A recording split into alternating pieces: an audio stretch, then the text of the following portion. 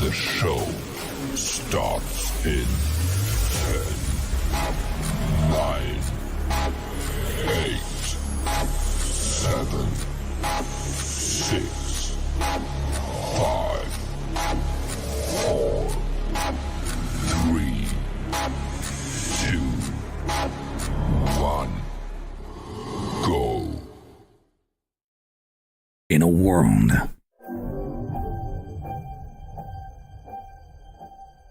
where Carolina Panthers fans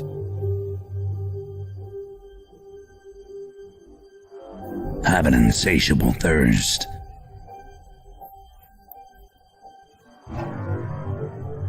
for Panthers news and opinions.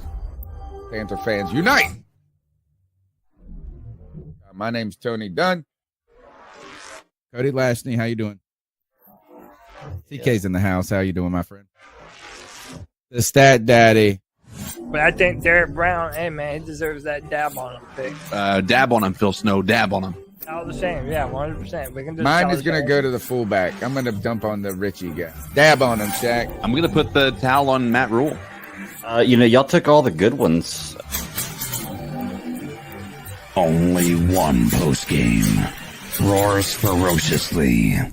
It's the C3 Panthers post-game show.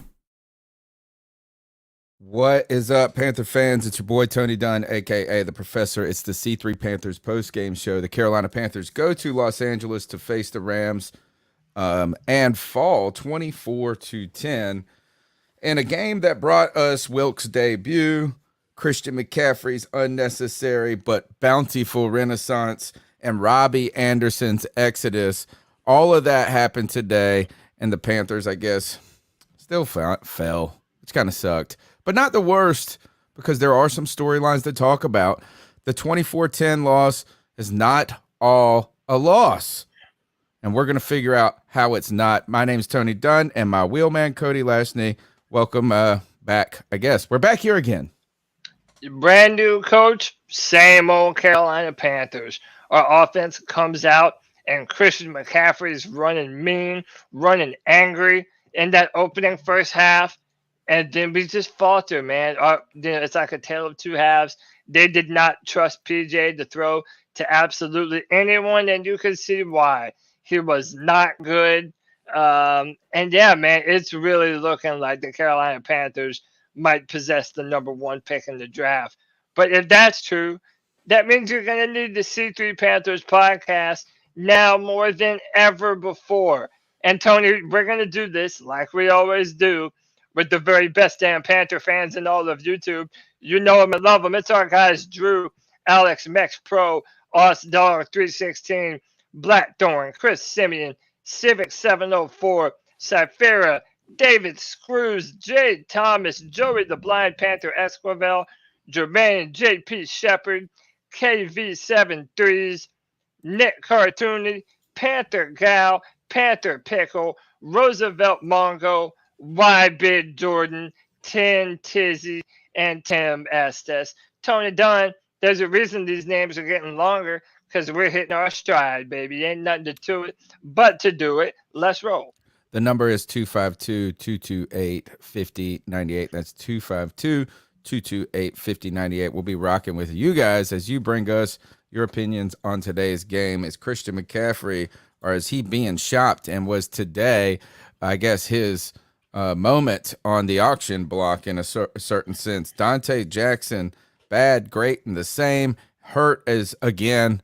And you could tell that we were missing some players today, particularly, I guess, a quarterback that they trusted. But Ben McAdoo and his passive-aggressive play calling had Christian McCaffrey just hopping early on. CK in the house, how you doing, my friend? Oh, man. Listen, this game, we knew we weren't. I said I didn't think we had a chance to win this one, right? I think we could all agree, based on what we saw from our offense, that's probably still an accurate assessment. But I have got to tell you, like, if there's a storyline that I think needs to be the primary of this game, is how fucking horrendous the referees were and how horrendous their calls were, how bad their non-calls were. They missed at least 3 unsportsmanlike conduct or unnecessary roughness calls. 2 against Christian, 1 against PJ Walker there, and we got one against Matt Ioannidis for one of the most tame quarterback pressures that I've ever seen. His head hit the ground, and that caused the entire referee staff to go, "Oh fuck, Matt Stafford, he's the champion. We need to go ahead and call a flag on this." It's absolute bullshit, and we need to fucking actually say something because this is starting to get ridiculous. I'm sitting here watching the Chiefs and the Bills game, and Josh Allen getting tripped in front of a ref, like straight up tripped with a leg out, and they still didn't call shit. It's got to stop. You've got to get somebody in here who's able to actually call effective games, because this week it has been hot garbage. We need you guys' support. Call in at 252-228-5098. Make sure to smash that thumbs up button. Be a part of the chat, and consider becoming a C3 super fan for just $1.99 a month. You can show off your pride in building this community that we've worked on. Be sure to like, subscribe, find us on Discord. Greg, the stat daddy, not the greatest stats for PJ Walker today. A very slow and protected game. One stat that was good was no interception. Christian McCaffrey, though, put together over 150 yards, it looks like, combined. But that was probably all really to talk about. Greg, how you doing, man? I'm doing all right, man. And yeah, you're right. That just about is all there is to talk about, except for what CK was mentioning there. I love CK going on these rants, man, because when he does, like, even if I disagree with what he's saying, he makes me passionate about it. It makes me want to believe him. Unfortunately, I agree with him on this one. He's 100% right. But yeah, this game, you know, we're going to get the same kind of calls we always do, just minus the Matt Rule talk, because he's not here for us to blame anymore. And it's just the exact same stuff from the same team. You know, I don't expect Wilkes to come in and turn it around instantly day one, but we looked bad. Really, really, really bad today. I think there's a lot of college teams that would beat the shit out of us right now, to be truly honest with you. C3 Panthers podcast brought to you by manscaped.com. You can get the highest quality male grooming tools, and probably what you'll need now is to make sure you keep it clean and put that ball deodorant on, because there was some chafing going on for the Carolina Panthers today. If you use the code Panthers, you get 20% off and free shipping. And boy, I guess you got to keep it clean, because the officiator was not clean today, guys, because we both saw those those double zeros on that play clock. All of us were sitting around watching it, and the angle that they showed, you could see the clock. The ball had not been snapped, and those were some pivotal points. But, you know, you just didn't have any room with the way with the quarterback, without really trusting in the quarterback to be able to throw the ball forward. I think out of those, 12 completion. What did he have? We said 16 attempts. 9 of them, I think my friend Drew said, were probably behind the line of scrimmage, if you think about it. So you knew that you couldn't have any room for error when it came to trying to win this game. It's like once you got up, that was like probably it. And once they pulled back ahead, it seemed like it was a Herculean task for the Carolina Panthers. We want to go ahead and also recognize the real sponsors of the show, Cody Lashney. We got some patron saints. Name of the Father, the Son. Yeah, patron saints. Let's hear what they got to say. So Nirvash with the $20 love bomb. Shout out to Nir, longtime viewer of the C3 Panthers podcast. Says, I'm sorry, but this team is officially dead. Season's done, boys. Yeah, and you know what? We're sitting at 1-5. It's kind of hard to feel different, especially with trade rumors galore. Robbie Anderson getting kicked off field. Next, we got Grim Reaper with the $5. Says, you guys are the best. Thank you for being our weekly therapy. Grim, thank you for tuning in to the weekly therapy. You guys are the reason why we do it. We appreciate you so much. Just don't cares a whole bunch, and we know that. With the $5 love bomb, appreciate you, Just. And Derek Avery Pats with the $3. Appreciate each and every single one of you guys. We're doing big stuff, and let's get into the show. Let's start with McAdoo, passive-aggressive McAdoo, showcasing Christian McCaffrey off, probably like we should have been doing the entire time. But did the game plan change because of Steve Wilkes? Did McAdoo call a real offense all season long, and then when Matt Rule got fired, he pulled a fast one, a charlatan move, and then ran Christian McCaffrey to throw shade away from himself. Christian McCaffrey, though, looked like a stud today, and he looked like a guy that was potentially auditioning for other teams. Yeah, I mean, you said that when we were in our little chat room watching the game. It's almost like Ben McAdoo did this to spite Matt Rule. We were such a run-heavy offense in the first half, and Christian McCaffrey, look, he's trying to up his trade value. If we're going to actually trade this dude, you saw the reason why you would want to trade for Christian McCaffrey today. I mean, look, Ben McAdoo was very run-heavy. But listen, man, I'll say this. I know everybody gets upset at McAdoo. The play calling was not good. But I maintain that until Carolina gets an actual quarterback that's capable of throwing the ball more than 10 yards accurately, then this is what the Panthers are going to look like. And it's a very timely super chat here by Sarah Taylor with the 1999. Shout out, Sarah. We love you, Sarah. She says, let's talk about Jacob Eason, the 6'6", 230-pound quarterback. Once upon a time, 5-star prospect. I think a lot of people are just like, well, fuck, let's see what the young guy has. What's he capable of doing? It can't be that much worse than what we've been seeing. Sam Darnold is set to be returning next week, and Baker Mayfield is still in the boot. So it's going to be very interesting on who the Panthers decide to play at quarterback going forward. PJ Walker was pulled out of the game, hit with one of the spotters. All of a sudden, the spotters are everywhere since the Tua incident, pulling people out like crazy.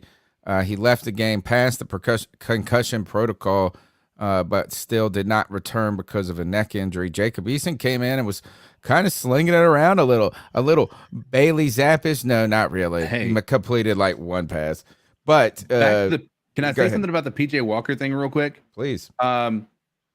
Can we just, whoever recognized that he might be needing to be reviewed for concussion, can we have them be the fucking referees? Because they were able to see the helmet-to-helmet hit that PJ Walker took in that play that took him out of the game for the rest of the game. That was, in fact, a neck injury, not a concussion, luckily. But they were able to see it from the sidelines. But the guy that's in the backfield with PJ Walker couldn't see shit. It's an absolute travesty. Move forward. I'm sorry. Narrative. Oh, I'm sorry. I didn't mean The to- refs were... There was 2 delay of game penalties that really allowed the Rams to hang around when I guess you could have maybe gained some momentum with a defensive stop. Our defense played okay, but going back to Jacob Eason is that I watched Bailey Zappi sling it around, dude. He's going to dang take the job from Mac Jones. Oh, he is. I don't think Mac Jones is going to have the job after the way. I mean, this So guy he'll be on looks our good. team next year. Is what you're saying? Damn. We're gonna trade a first round for him next year, Right. No, fuck that shit. Look, was Bill Belichick hits another 6-round pick for 2 decades of success. No, I'm just kidding. Jacob Eason, though, is that, look, Cody, is this or guys or Greg, I'll open up to all of y'all. Is this are we crashed into the rocks now? If you're going out there, you could ultimately, if you were the coach, and you could say, we're going to start Jacob Eason and everybody else is hurt. And we're going to put like somebody like use Sam Darnold as the emergency quarterback if necessary. And you could then effectively be getting CJ Stroud. I'll put it very bluntly and very plainly. If you have 3 quarterbacks, you don't have one, and we don't have one. We've got 4. Yeah, We've got 4, and we don't got especially- one. Yeah, if you have 3, you don't have one. But if you have 4, you damn sure don't have one. Shout out to our guy Roosevelt Mongo with the $20 love bomb. Thank you all so much for the donations. We never asked for it, but they're always appreciated. Roosevelt says, special thanks to the biggest hypocrite liar of the century. David Tepper promised no mediocrity, been anything but. Yeah, it's kind of a disaster. And we're not disaster. I actually thought I thought some of the players, or not, the team came out and played pretty hard under Wilkes today. You know, you get Derek Brown, who was just eating and eating. You got Christian McCaffrey out there just doing Christian McCaffrey things. And the offensive line, you got to say, has been incredible, right, to this point. So there were some things that we could be excited or happy about or pleased. And in fact, to be honest, that was a more entertaining game today than I've seen, even offensively, everywhere, that I've seen probably all season in some ways. But the game did not end well, and there was kind of one symbolic kind of, I guess, grand metaphor for it, and that is Robbie Anderson pulling the Antonio Brown, getting an argument with his receiver coach, it looks like, and then Wilkes tells him to get on and sends him to the locker room. You guys, what did you hear about this incident? What did you guys make of it? Robbie Anderson was mouthing off. Robbie Anderson was pissed off. I mean, dude, I don't know. Steve Wilkes kind of put his foot down. Hey, give me a second. Take this, okay? Yeah, I mean, I think Robbie Anderson has been a vocal ally of Matt Rule, of Sam Darnold, and at every turn. And if I'm losing you guys, my internet's telling me it's going crazy. I can hear you. But he's at every turn had an opposition for what this squad is intended to do, right? With the Baker Mayfield trade, which, hey, hindsight, he was right? But you don't come out publicly and do that shit of a guy who's going to be your quarterback. He's been such an ally, and now when you see what we did this game, they had no confidence in PJ Walker getting the ball down the field. Zero confidence in his ability to push the ball. I mean, this is a guy with an incredible arm as far as talent, pushing the ball down the field, and they just didn't even try to uncork it. And I think Robbie probably took exception with the fact that he was basically removed from the game plan entirely, just because of the quarterback play. So that's part of Robbie it. I would forcing imagine. himself out. Robbie said, "You guys talk about trading me." He said, "I want out of this mug. Send me to Green Bay. Green Bay By the looked way, terrible today." I have no problem saying I never liked Robbie Anderson, No, dude. I didn't either. I never have. I never liked his attitude. I never liked when he was coming down on the fans for booing Sam Darnold and booing Matt Rule. Like, don't tell us how to be a fucking fan and then you're mouthing off the coaches, dude. I never liked Robbie Anderson. It was blasphemous that anyone ever compare his ass to Ted Ginn Jr. He's never been anywhere close to that. Dude, Saya fucking Nara. Later, Robbie. I don't give a shit. Don't let the door hit you on the ass on the way out. Robbie Anderson's going to be like Kelvin Benjamin. As soon as he leaves Carolina, he's going to get a few shots at a few different places. He'll be out of the league in 2 years. Yeah. Like, this is the kind of guy that you give him enough rope to hang himself, and he'll do it 90% of the time. And that's what he's doing right now. And then, fine. He deserves it. And CK, this is right to your point with the referees. Dr. Rosen with the 499 love bomb says, I guess you can call for a fair catch, then decide if you want to run after you get the ball. Yeah, and then also signal a fair catch later, and they threw the flag. Do you remember when they threw the flag when the guy just barely touched him? Yeah, and it was barely a fair catch signal, right? It was like half the motion that he made in the last one. I don't know if that penalty stood or not. Officiating was bad. Officiating was bad. We got to come back. Don't worry. Let's go ahead, and I want to jump into the cat calls and start pushing through this so we can kind of continue to push the material. We still got Dante Jackson to talk about. What you guys thought about the coach and Robbie. The coach himself, he looked like he handled it well from the sidelines, but it just looks like Robbie knows that his time in Carolina is probably over. Right. We've got all that to talk about. Christian McCaffrey potentially on the trade block, and Dante Jackson again with, I guess, how many games has the defense scored in a row now? 3? 3 times in Something a row, like I believe. 2 or Dude, the 3? defense, I feel so bad for our defense, man. Like, even missing players. Without J.C. Horn, I would argue, given they played very well today, is that just not enough. Anyway, let's go ahead and get into these calls. The number's 252-228-5098. Be a part of the C3 Panthers postgame show. It's a show by the fans for the fans. Let's go. My bad, I'm slacking. The delay. So what are your thoughts on catcalling? Yeah, it's pretty You shouldn't do that to somebody. And how did that make you feel? Very uncomfortable. So how do you think catcalling makes the person feel? It feels good, like. Who's that cat sitting in the back corner with his face buried in his notebook? Who's that kid that can use one?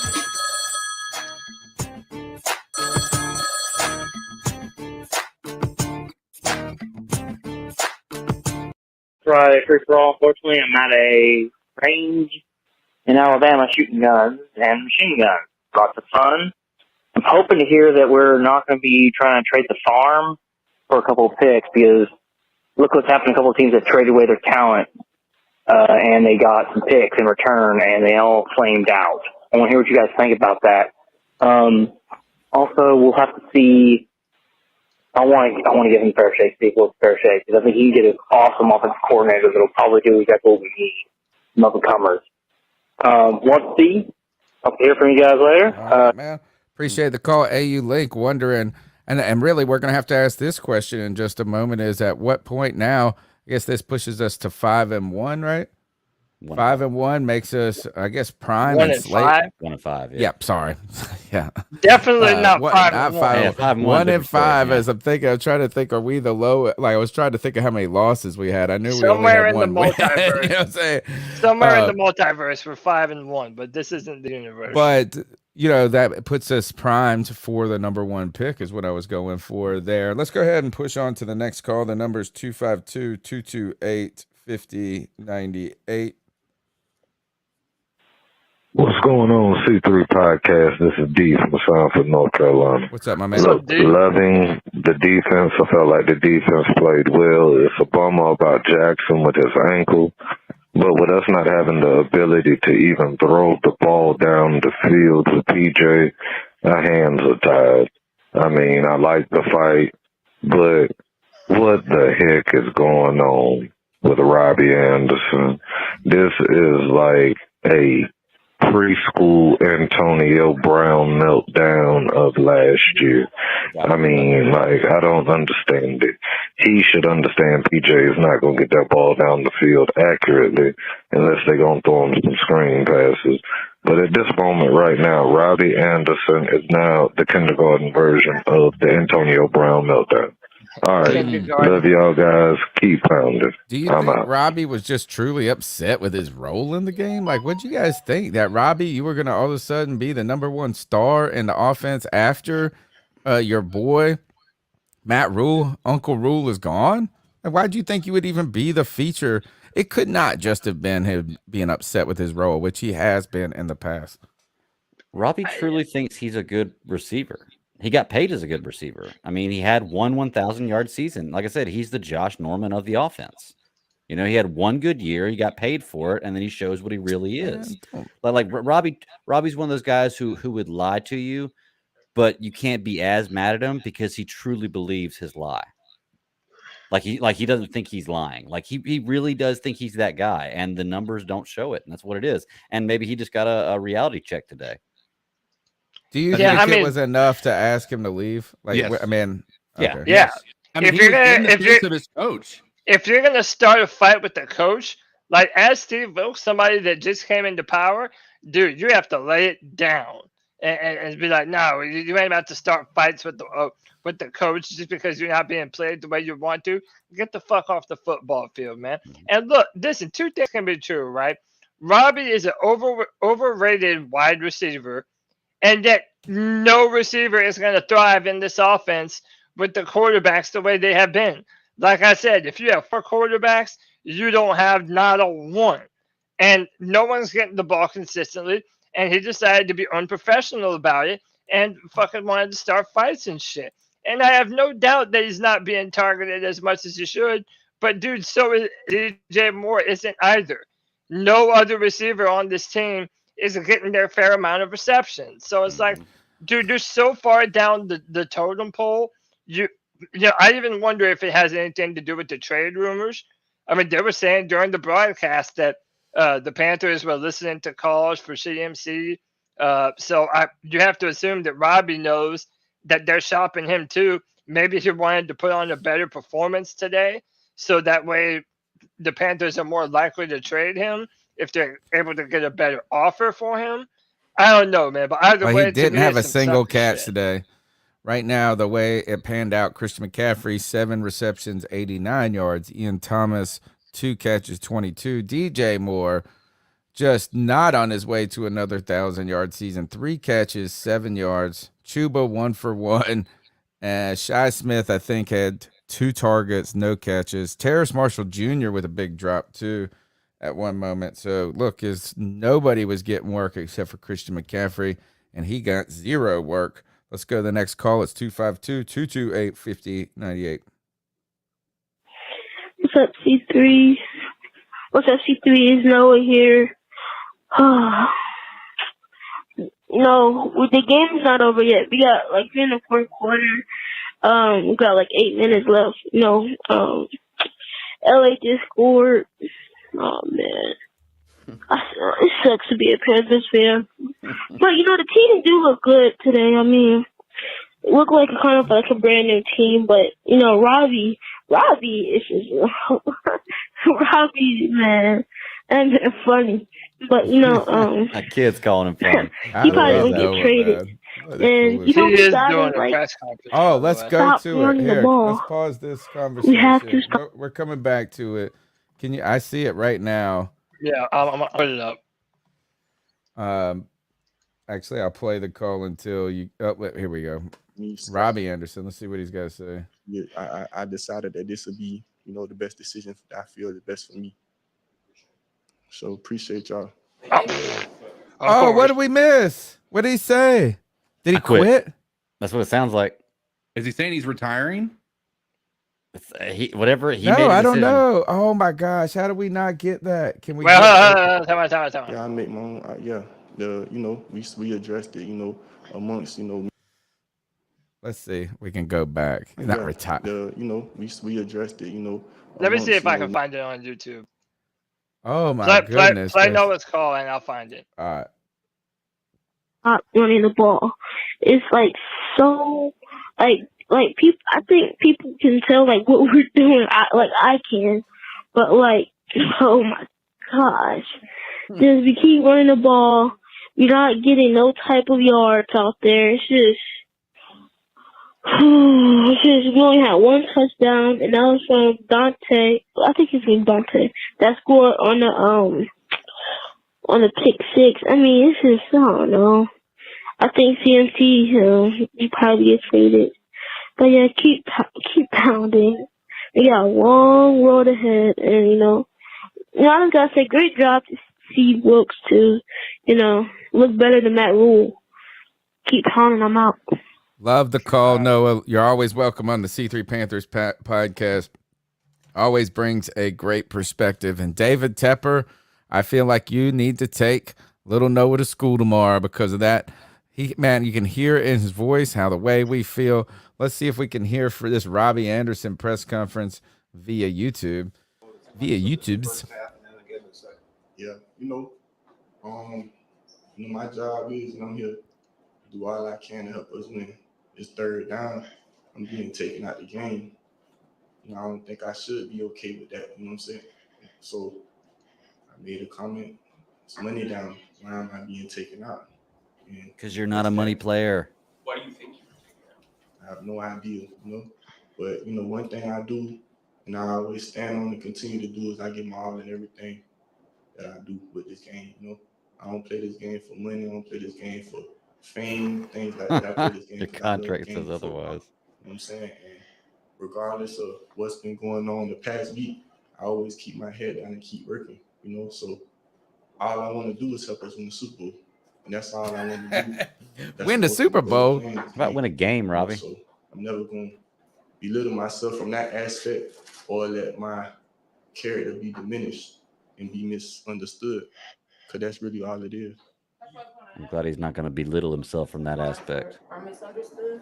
I mean, I can't call that, but people that know me, they understand me, and that's what matters most, Everybody's not going to always understand you. Everybody is entitled to their opinion in life, but I don't live for the approval of others. I keep God first, my family, and myself, So whoever doesn't understand me, that's on them. I don't live to please others. I know it's a business, but how difficult has this week been losing Matt, a guy you have a lot of history with? I mean, you know, like you said, it's business, so I had to keep my head down. I'm here. So my goal was this week was to do all I can. My opportunity come to do my best of my all. I didn't get an opportunity today, but I still gave my all. Every day in practice, I emptied the tank and gave my all, you know. That's all I can do is control what I can. What you just shared about why you reacted the way that you did, have you had an opportunity to share that with your coaches? Repeat that. What you just shared with us about why you reacted the way that you did on the sideline, have you had an opportunity to share that with your coaches? No, I haven't really spoke to them yet, but you know, it wasn't you know, we didn't talk about that. Was it important to get up here and talk to us? Because I don't want nobody to you know, have a misconception about me. You know, other times in my life when I've had moments of controversy, you know, I didn't speak up for myself, you know, and it's not just about me, it's for, you know, young kids that go through similar things as me to always stand firm and stand up for yourself, you know. And certain principles I was raised on is non-negotiable, and before anything else, I'm a man. Respect it. Non-negotiable principle. Man, it's a principle, man. It's not always given. When you put up good numbers, you can make that argument, Robbie. You don't have the clout to make this argument, so shut the hell up, please. Go hard. You know, you shouldn't be okay with, you know, not being on that turf. Or you should want to make a play. Losing is not acceptable. We don't play this game to lose. So he got upset. He got pulled off on third down. You could consider me a loser. My whole life growing up, I didn't get this far in life to continue to be a loser. That's not what I work for. I know that you understand. He's trying to make us feel bad all the time. God, my family. I work hard. I love the game more than money. You know, Anybody I've been can in say trade that. rumors before, you know. It's part of the game, you know. So I don't let it affect me. I just, like I said, I keep my head down and keep going hard regardless. Keep your head up so you can see the ball coming. Keep your head down. That's why. Keep your head up. That's why. You know, I'm gonna See the let ball coming God that way. follow His plans in my life, you know. And I know what He has ordained for me. But we is what's always best do. for We me. just So cite God I let when we things want take its course, people, when we want to say whatever we want. Dude, that's what Russell Wilson When you why I want the gave sympathy my best vote. and And he gave my gets best it. today. Yeah. Glory be to God. I wish so badly right now he'd be I like, wanna I hear don't the care what end people say. line. So the bat daddy, screw you. I'd love for him to say that right now. What's crazy is we ain't heard from Robbie all confused year, and now we because gotta listen to his I want to stupid be in the ass. game. You know, I've never been told in X amount of years to get out the game in the fourth sat quarter. plays before, You know, so I was motherfucker. honestly confused and You sat Yeah, plays like what's the before. problem? upset by Like that. what's the play every problem? We play want on different offense. personnel. This I ain't don't working, see homie. nobody that's a true competitor, you know, that knows the value they bring and has true passion towards the game that'll be okay with being told not to do something or being No, but I just know want to hear people his who get last paid comment. and Can we know their fast forward to role. the end? Yeah, I know people get paid and know their role and know how to line up and follow orders. No. So Yeah, I make my own. Yeah, you know, we addressed it. You know, amongst me, Scott, and I decided that this would be, you know, the best decision that I feel is best for me. So What? appreciate y'all. Nothing. He's leaving the game. Did is his decision to do what? To do the press conference? To come on and no, talk his to? decision to act an asshole and be like, "Oh, I needed to discover myself because they didn't keep me on the field on third down." Yeah, he sounds stupid. He always has, man. Like, And don't I Like I know said, it? man, All you've right. got to have the clout to be able to make comments like that. When you're a guy who continually is a third down receiver of the ball and you make a lot of third downs, when you're a guy who doesn't drop half the passes that are thrown to you, you can make arguments like that. When you're the 27th highest paid wide receiver in the NFL and you're putting up the production of the 127th, you cannot make an argument. And shut the hell up when you're told to sit down, sit down. Who Period. cares? PJ Walker is in the game. You're gonna run it on 3rd and 10 anyway. Like it's not like all of a sudden he had like he is like Randy Moss out there. Right? Boy, how can you not go to me in this situation? This is what I'm here for. Oh, We good would have made gracious. that third down if Robbie was in. Why didn't we start? Like what? Gosh, It doesn't make any sense. Maybe because we needed. Well, I mean, Robbie can block for his little skinny ass, but still. All right, the number's 252-228-5098. Tell us your thoughts about Robbie Anderson's mini meltdown, his polarizing press conference afterwards, and Dante Jackson with a pick 6 today. Do you love Dante? What's the good, the bad, the great? And it turns out it's the same. He's hurt again. Let's go to the calls. Tony, Cody, CK. I've got a question. Two questions for you. Number one, do you think the Carolina Panthers are going to get 3 wins this season? And two, who is the bigger punk, brat, bitch who needs to get his ass kicked? Is it Robbie Anderson or is it David Tepper? Bye-bye. Oh. All right, so let's answer all of them. Do you think that we're good for 3 wins this year? Yeah, Okay, last no. week you guys were telling me you're about to reel off 8 just on Tuesday. No one said that. No one said. I'll say no. Pretty sure y'all said 5. I think we said there were 5 winnable games in this upcoming schedule, which is why I made the statement that Steve Wilkes will keep his job if we win 6. Yeah, I think we can be competitive, but no, I really don't think that we're going to win 3. I really don't. Not if we don't get a healthy Baker Mayfield or Sam Darnold. Then it doesn't look like Baker May. Probably Sam Darnold probably gives us the best chance to win, which is crazy. And who needs to get there? Who needs to get slapped the more? David Tepper or Robbie Anderson? I'd say David Tepper. Me too. I would. Wouldn't you love? Wouldn't it be so rewarding to slap a billionaire across his bald ass head? Lick your palm and then bam, just smack his ass across his face. I'd love to put them both in a ring and be like, all right, you two fight. Whoever wins gets to keep their job for the rest of the season. Dude, I want to make these poor billionaire shirts. I just got to figure out a way to do it so I can't get sued by a bazillionaire.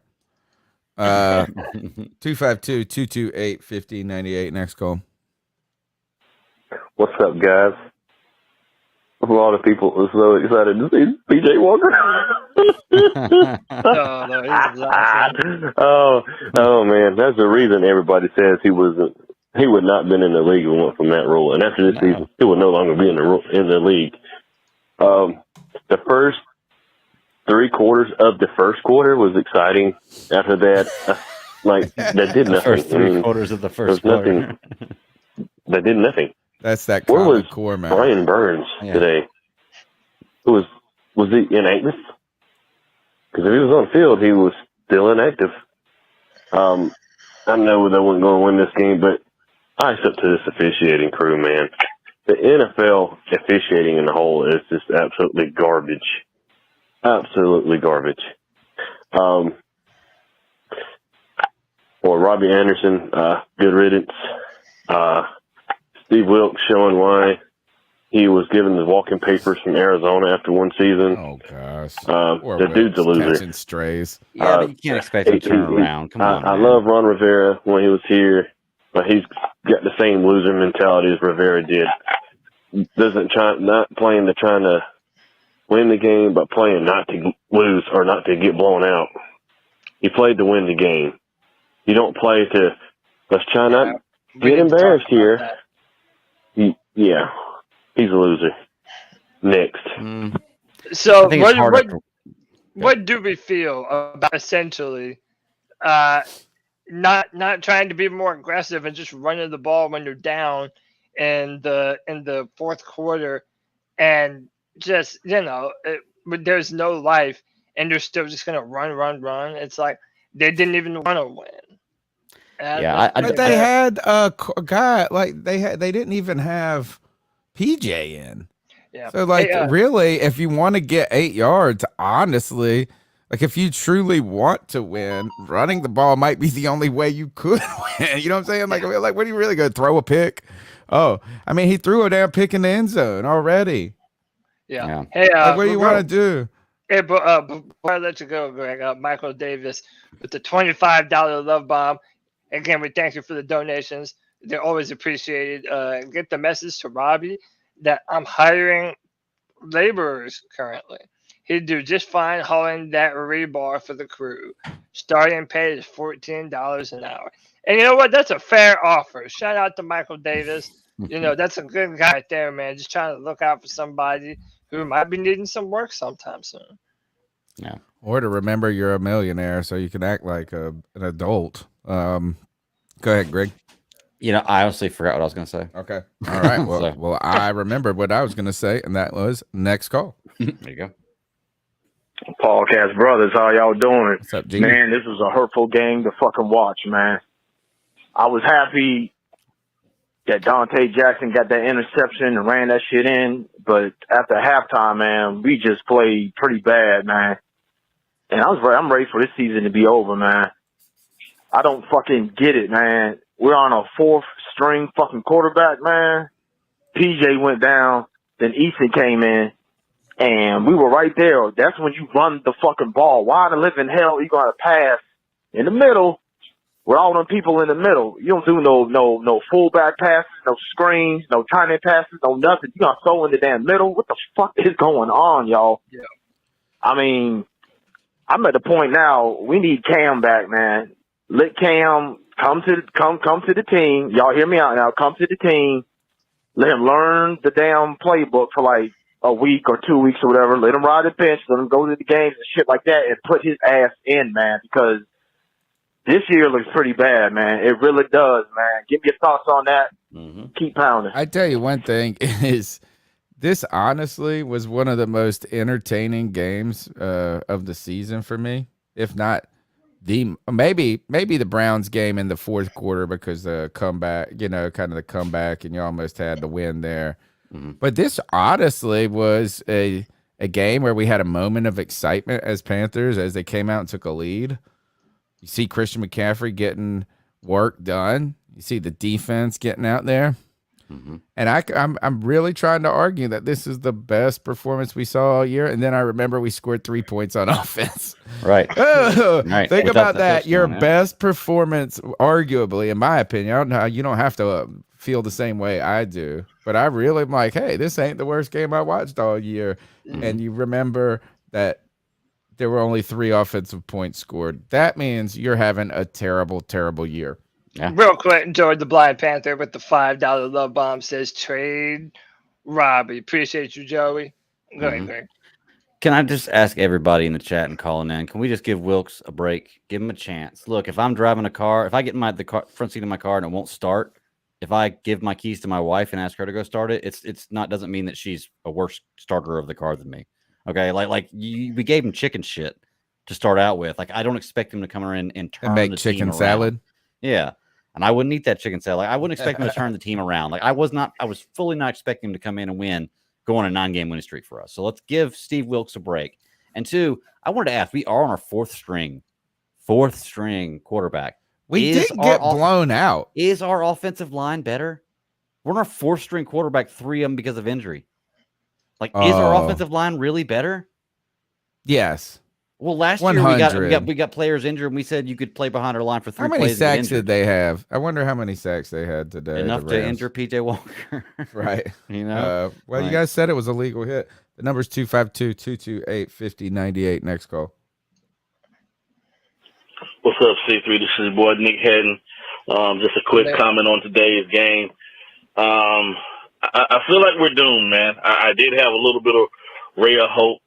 You know what I'm saying? Because, of course, you got Ben McAdoo, NFL guy, not meshing well with the college coach, Matt Rule. And then you have Phil Snow not meshing well with, Steve Wilkes. And, so it's another on the defensive side of the ball, look like college versus NFL. And, when they are gone, I'm like, okay, so now we got all NFL guys in the room. Well, the NFL guy that we got on offense really ain't the best to be calling plays. You know what I'm saying? So even if Rule was, giving him kickback on different plays, the plays are still Ben McAdoo's. Yeah. You know what I mean? And the bad thing about it is I want you guys to confirm this. Either you guys or PNP or Kevin Avery, one of you guys, one of you casters that have interviewed past and current players. And this is just my speculation, but I really need you guys to reach out to one of your sources and confirm this. By the time week 1 hits, your packages on offense are your packages. There's really, I really can't see any other time where you can install a new offensive package and just get it to rolling and everybody learn it, in time to be, it's like a drinking game. You shot is poured, you got to drink. That's just it. I think that's one of the reasons why Tepper should have fired him last year when he couldn't hire that rock star OC. I just think I don't think it's going to pop this year, especially on offense wise, and that's not going to. It doesn't look good for Wilkes because the defense can still do good things and tire down the stretch. You know what I mean? Which it's just. I just don't know, man. Y'all keep pounding. We gonna at least let's try to keep pounding at least. God bless y'all. I'm out. As far as my understanding is that they install like sort of a base offense and defense in the beginning, like through training camp and all of that, and that actually is like the foundational philosophy that additions will later be made upon, right? So like if you can learn.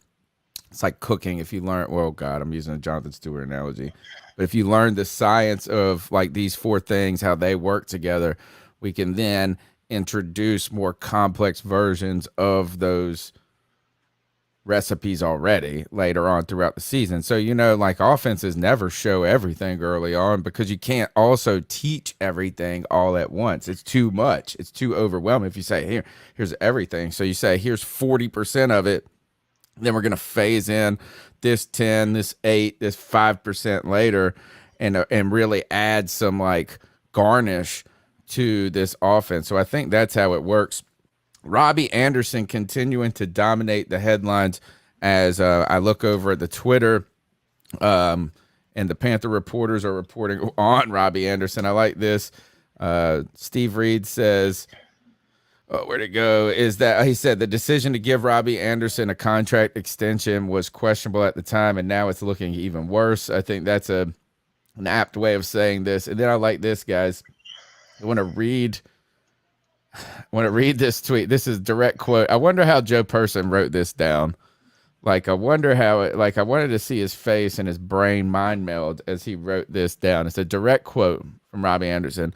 I don't see nobody that's a true competitor that knows the value they bring and has true passion toward the game that will be okay with being told not to do something or being taken out of something when they didn't do nothing wrong. It's like a bunch of didn't. Like, oh God, I bet you need his Twitter translator to be next to him at all times during the press conference. Which, by the way, Robbie Anderson had blocked that account. Apparently, he unblocked him.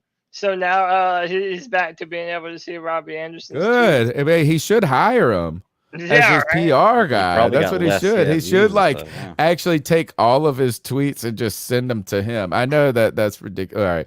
But we got some big donations to the show. It's really been, look, as I know that people are down in the dumps about the Carolina Panthers, but what else did we really expect today is my first thing. Is this was about as good of a product I ultimately expected. I mean, sure, maybe we want to see PJ Walker slinging it around or something crazy, but to go on the road against a better team, like Greg was saying, that should just win. Like if they lost, it would be the weird part.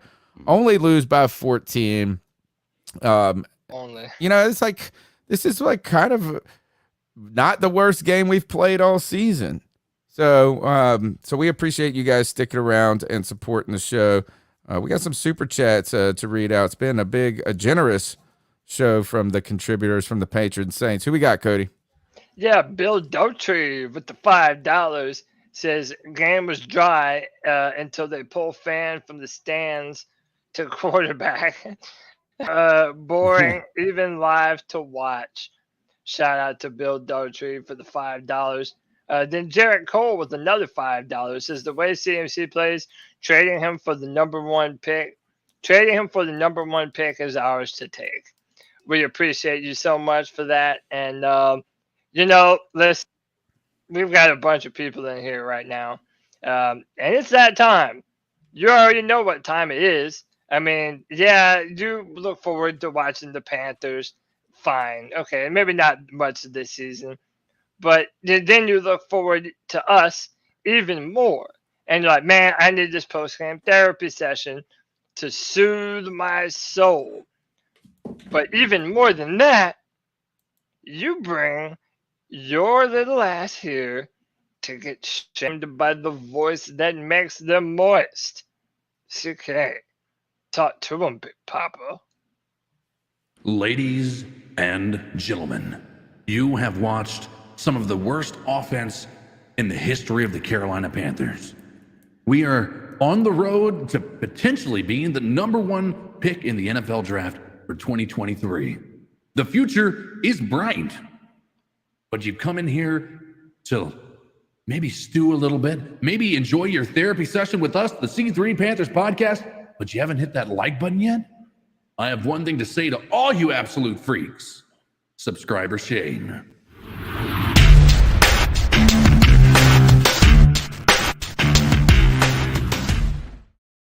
This 276 people, 112 likes.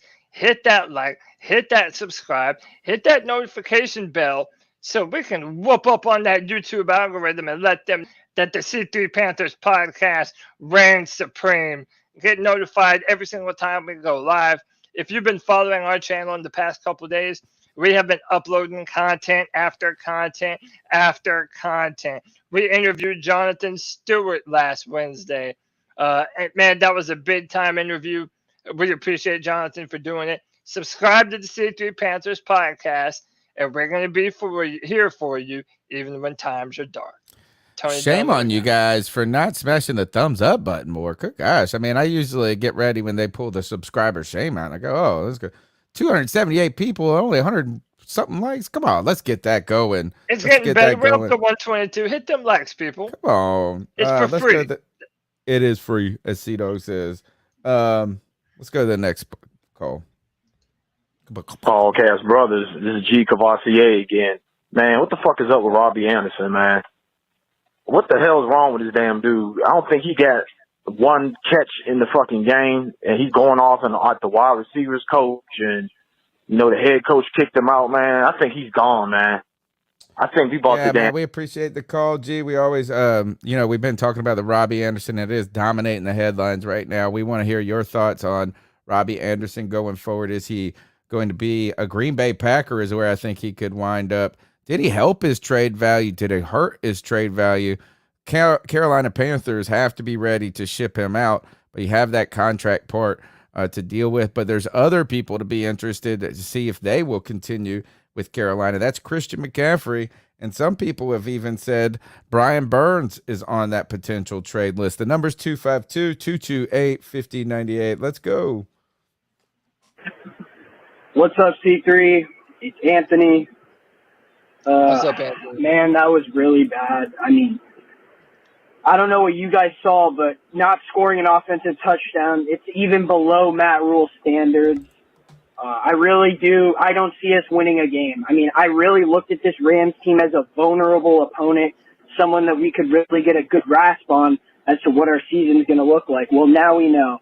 PJ Walker just looks pedestrian like the rest of them, but they didn't even let him throw the ball. They don't know how to balance. No coordinator we brought in the last 5 years has known how to balance a game plan, running and passing, not just running lopsided or passing lopsided. It's very disappointing. I don't see us winning a game. I see us getting a top pick 1 or 2, C.J. Stroud or Bryce Young. That's what I see. This team looked even worse. Robbie Anderson, get the hell off the team anyway. Your ass is on the trade block. Now you probably would have to be cut anyways, and you've just been a cancer regardless. We have other receivers, but the defense didn't look good anyways either. Like, nothing looked good in this game. The Rams were so vulnerable. They played such shitty football through 5 weeks, and then we come into LA and just make it look like a bye week for them. Like, that's literally what it was. If it wasn't for Dante Jackson, this would be a complete snooze fest. I'm not saying it wasn't, which it kind of was, but yeah, tough day, Panthers Nation. I mean, this is kind of what we expected. And after the Bucs lost today, I don't see Tom Brady coming into the stadium next week and not kicking our ass. So, I mean, this is going to be a very long season. It's just time. And the last thing I do want to say is, when this goes south, because it's already heading south, don't trade all these players. Just trade a couple that are up there in age that have big salary cap hits. We're so young, don't make an impact on this team. Robbie's like the Shaq oldest. Thompson, like a couple of those guys. But anyways, this was Anthony. Keep pounding C3. You're the best. Well, I guess Shaq is older. Thanks for the support. And we got another super chat in here. Yes, we encouraging do. the Hulk-like smash of the thumbs button. Dr. Rosen with the second donation of the night. We appreciate you, brother. He says, Hulk, smash that like button. Thanks for the great content, guys. Keep pounding. Hey, man, you all are who we do for. Whenever you have a day like today where the Panthers don't give you anything to cheer for, you can come and vent with your weekly therapy session. I threw this up on screen just to kind of show you guys what we have coming up before the bye. This is all before our bye. We got the Bucks versus the Bucks at home. We're on the road at Atlanta. They got a big W over the 49ers, who kicked our ass up and down the field. The Cincinnati Bengals, who went into the Superdome, got a W today. The Falcons again, the Ravens, and then the Broncos. Yeah, I don't know. Those all look like L's to me, if I'm being quite honest. I don't know what to say. Oh, man, how the tides have turned after one loss on the road to the Rams. But I will say this. If we could just have games like today for the rest of the season, get the number one pick. That was mildly entertaining today. Arguably more entertaining than the first 4 weeks of football, in my opinion. And if we could have a mildly entertaining losing season and secure that first round pick, is that the worst way to get the first round pick? Nah.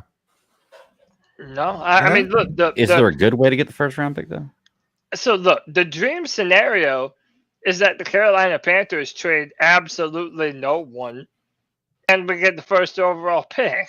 You know, I mean, that way you get the quarterback. And somebody, I don't think I saved it. Somebody earlier in the chat room said that PJ Walker had all day to throw. And that's another thing that burns. He couldn't so throw. much. That was the thing. Is it wasn't them just not calling passing plays. They called a couple, and he just like threw them like into the stands and stuff. I mean, not into the stands, but there was a couple of plays. That play action pass, we go, oh, here comes play action, and he just threw it like 80 feet away from the guy. Well, if you recall preseason, PJ looked horrendous in preseason too. He looked as bad, if not worse, than Matt Corral did in preseason. And I had predicted at that point in time, until Sam Darnold got hurt, that they were going to cut PJ Walker and they were going to cut Sam Darnold. That's what I thought. They were going to go into the season with only two quarterbacks, but when it ended up being that Sam Darnold was hurt, Matt Corral was hurt, they still came into the season with only two quarterbacks. It just happened to be PJ Walker. PJ did not look good. He didn't look great. Now, the part of it that you wonder about game plan is they did not push the ball down the field very much. But the guy we know that PJ Walker is, he likes to air the ball out. A couple of times he tried to get to the sideline after holding on to the ball a little bit too long, and he just wasn't on target. He was like 5 yards out into the out of bounds on the boundary there, and it was not good. PJ certainly isn't the answer moving forward. But I tell you what, there's a lot of people that have some questions of whether Sam Darnold is going to be able to come in here and do something, because here's what I'm going to tell you. And nobody wants to hear this. And I'm not optimistic that Sam Darnold comes in here and does well, but I'm here to tell you, Baker Mayfield has looked worse, if not is equal to what Sam did last year, with a better offensive line. And that was one of the biggest issues we had last year, was our offensive line, right? PJ Walker came in here, shit the bed with one of the best offensive lines we've seen in Carolina. Sam Darnold hasn't had that benefit. So listen, let's go ahead and let him go out there and see what he can do. Again, not optimistic, but I think that we got to realize PJ Walker is clearly not the answer, nor is anybody really on this roster outside of maybe potentially Matt Corral. If you have four quarterbacks, you have one. Go ahead, Right. Greg. Can I ask, with the people that are saying that PJ had all day, PJ threw 16 passes, right? 9 of them were behind the line of scrimmage. 3 of them were behind the line of scrimmage and incomplete, which means he threw 3 passes beyond the line of scrimmage, or not, that weren't swing passes or screen passes. So I think 2 of them were slants. How can you say he had all day in the pocket when he's literally snapping the ball, turning and throwing?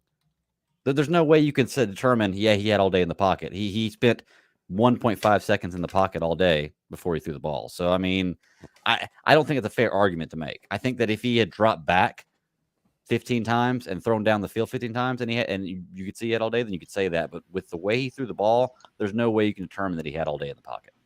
Yeah. And hey, real quick, Tony, hold that up again one more time.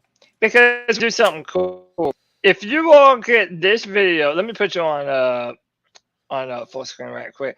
If you get this video to 275 likes, we're going to be giving away this Panthers Chris ornament to one of our C3 super fans.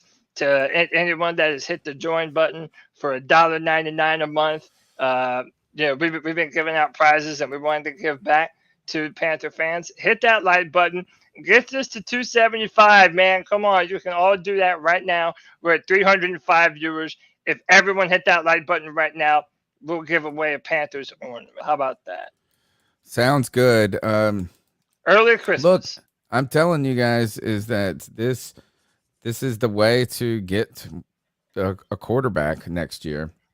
You know, I mean, you can't win games like this. You can't win games with this personnel. Imagine the fact that PJ, I don't know. It's just, I'm not even upset.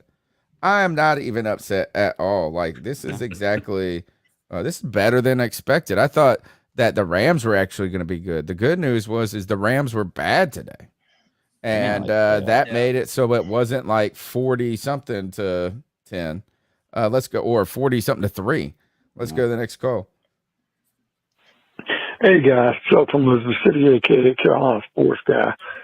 And I got to look at it, guys. One thing I can say about it, this is offensively about as bad as the year we were 2-14. I mean, when your defense gets your only touchdown, it's pretty sad. But the only way to look at it, guys, is we need an offensive-minded coach. We've never had one. And for you PJ Walker fans out there, that's a joke. That guy's, I mean, he'll be out of this league. He won't even be a backup when the season's over. And I really want to address what I said last week about I'm tired of our players being picked apart by every team and trading to Buffalo or San Francisco or whoever. But let me tell you something. I see Washington, I see Denver, I see Houston. I don't never hear anybody talking about, let's get rid of their players, let's trade their players. And I know CJ made a point last week, and Greg did too, about, hey, the salary got to play for CMC. Don't care.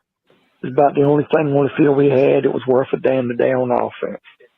Keep something worth a damn worth watching. I mean, I am sick and tired of losing, but I'm tired of anything worth a damn we got everybody thinks we should get rid of. And I'd be damned if I'm trading anything to San Francisco. Why are we going to trade in conference for and have them punish us? It's stupid. It's got to get better. This guy's just pitiful. There's a Rams fan in the chat. He said that they were pretty good today. And I got to disagree. Is that maybe, look, Matthew Stafford had 1 pick six. He was 26 for 33, so he wasn't the worst in passing percentage. Only 253 yards. Cooper Kupp had his worst game of the season.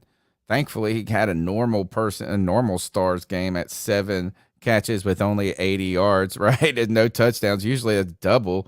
Allen Robinson got in the mix a little bit. But the story for them today was all the screen passes, and the rushing attack for them. The running backs, they killed us, and they don't even run the ball very well.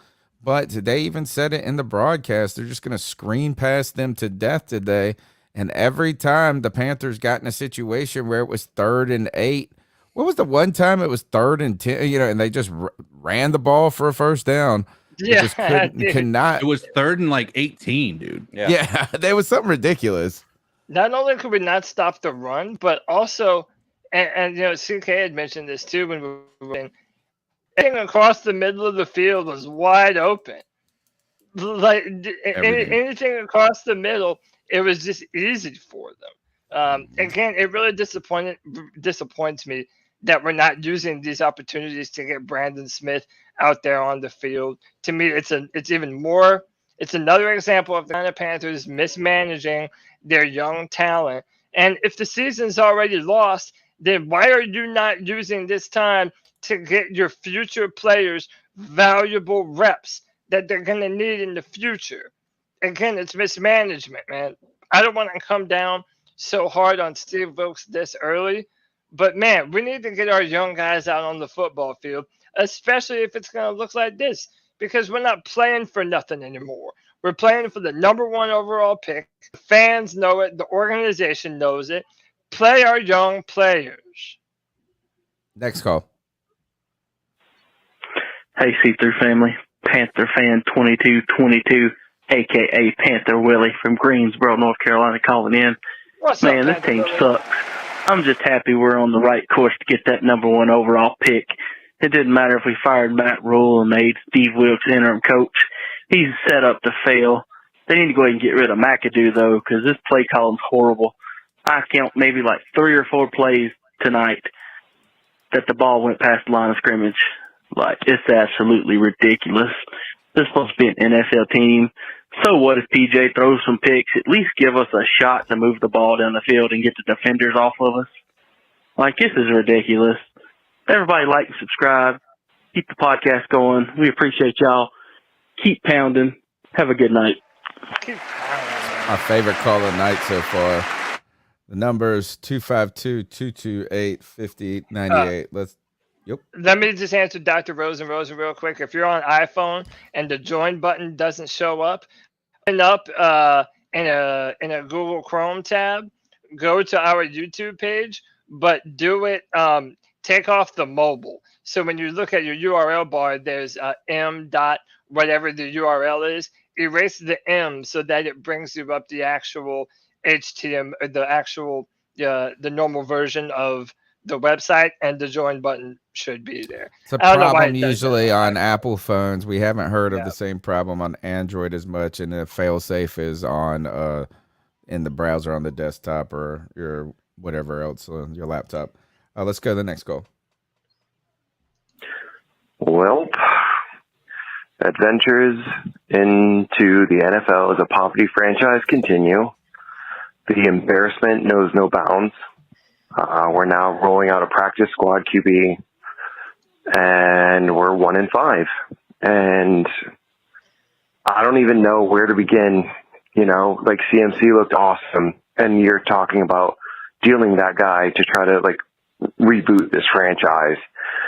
This is on David Tepper. It's on Matt Rule, honestly. I know he's not here anymore, but the decisions he made dating back to Cam, we still don't have a QB. How do you not have a quarterback after this long? How have you started guy after guy after guy? How did you pay Teddy Bridgewater for 2 years when he wasn't here anymore? How did you trade 3 draft picks for Sam Darnold? How did you then trade for Baker Mayfield? It's just ridiculous. We're a poverty franchise. We're an embarrassment. This is literally the Pittsburgh Pirates of the NFL.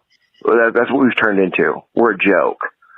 And, you know, the Rams are the Rams. They're the Super Bowl champions. So it's not that, they weren't the Browns. That was an embarrassing loss. They weren't the Cardinals. That was an embarrassing loss. I mean, they are the champs. So, you know, and you're on the road. So, there's that to be said. But still, you're 1-5. And Steve Wilkes, as much as I love the dude, and I really think he deserves to be a head coach in this league, he's not going to get a serious look. And who could win with PJ Walker, a 4th-string quarterback, and then Jacob Eason off the damn practice squad? Like, who could win? Who could win under this circumstances? Yeah. It's just tough. I mean, honestly, how many games are we going to win?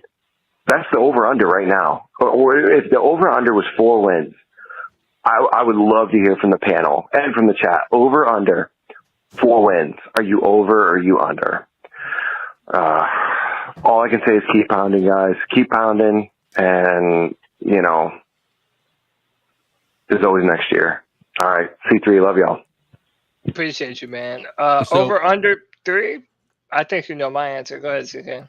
I was going to say 3 more or 3 in altogether. Would you take the over or the under on 3 more wins this season? Under, and I'll tell you why. We said that there were only 5 winnable games this year from the remainder of this season. That's just winnable. That means we believe the others are not winnable at all. Like, not even a shot. The other ones are just potential wins, which means we're probably going to fall on the other side of a few of those. So I'm unfortunately of the mind of, I would say if you're wanting to talk about over under, you would have to say 3.5, right? And so that would, because you can't, I think we probably get 3 more wins. Can we put up a poll on that, maybe? The over-under? Yeah, give me a second. So it's 3 more. So really, it's 2.5, right? If you think, or you want to, wait, are you saying over 3 or total? Well, he's So just you like the over or under on 3 more. so 4, wins. or do we only get 1 more for the entire season? I say we get 3 more. The number's 252-228-5098. C3 Panthers podcast has got you all season long. Dude, you haven't seen this probably ever. The professor's switching to coffee. He put on a pot of Java to make sure that we keep it together this season. We're in it for the long haul, regardless if it's no more wins, 3 more wins. C3 Panthers podcast is here with you guys. Put your feet up on the therapy couch. Let's get into it. Let's go to the next call. What it do, boys? It's your boy Mike. AKA Supremely Toss. Okay. That's all the good energy I got. I figured I'd come on happy, strong, you know. Damn. Well, I don't even know what to fucking say. Like I want my team to win, you know. This is how my therapy goes. Number one when pick, I sat number with a two therapist. pick, I was like, oh. blah, blah, blah, fuck that shit. Like, I want my team to win.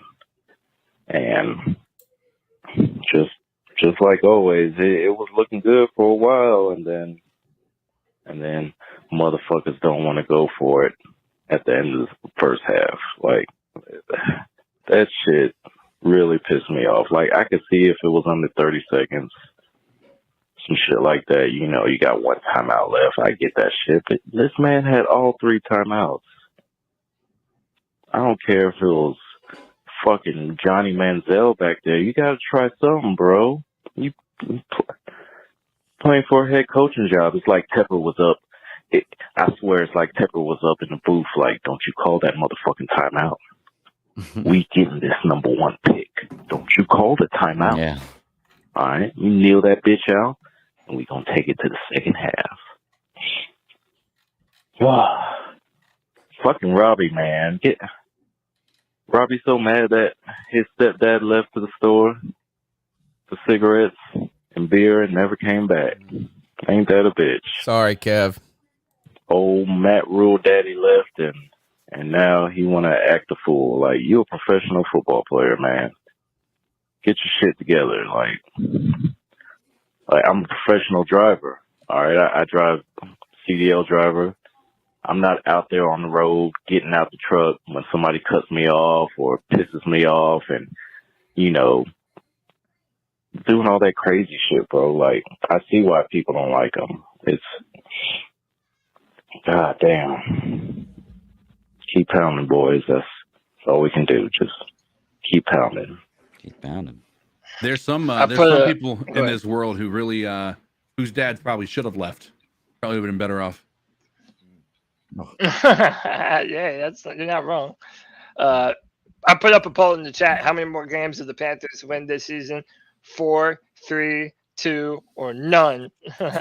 And right now, two games is winning at 40% with 35 votes. So feel free to participate in that. Yeah, I think that we're at that point of the season. And luckily, this panel, you know, my brother's here on the show with me. We're used to dealing with the upset, depressed Panther fans. But we just didn't want it to have to be this early. You know, we thought, you know, we always buy in that the Panthers are going to be able to do something special. And it's our inner fan wanting to believe it, but then reality sets in that is just not to be. So we're going to be with a lot more dejection, boys. But hey, at least we got the draft to look forward to, huh? Well, speaking of the draft, I have an interesting question for you guys. Like, imagine that we do end up with the number 1 pick, okay? And we end up with the number 1 pick with the same team that we have right now.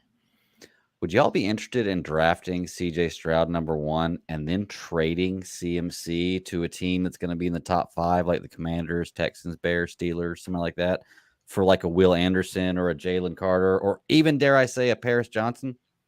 Because think about if you drafted CJ Stroud with his starting offensive tackle. Like, wouldn't that be? Well, we got our offensive tackle, really. More so the question is you're never going to be able to get that high a pick for Christian McCaffrey. Yeah, I think you're going to be lucky. Commanders might take him. The Commanders might be interested in taking him. They need a quarterback. Yeah, they're probably going to go quarterback at this point in time. I think they've been spinning their wheels too much on these reusable quarterbacks like we have. I think they're ready to move into another world of having a guy who's able to carry them further into the future than what we've seen from there. Are any of you upset if we start winning? I thought that was this week was going to tell us if we should want wins or not. Like if we won this week, then you get to say, "Oh man, look, the Bucks lost today.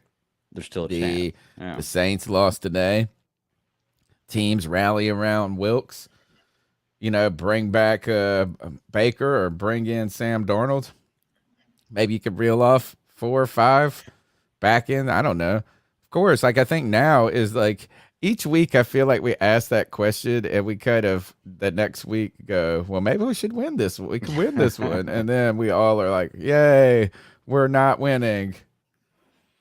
I don't think winning will be good right now. No.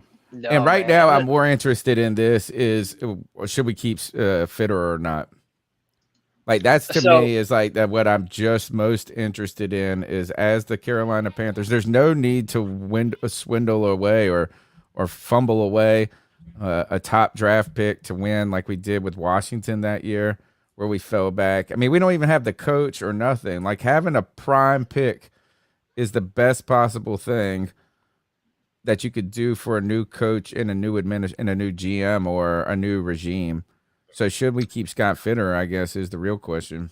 My quick answer is there's only one person that I would be willing to do it for, and he's already in the building. If you fire Scott Fitterer, you make Dan Morgan the manager for the Carolina Panthers.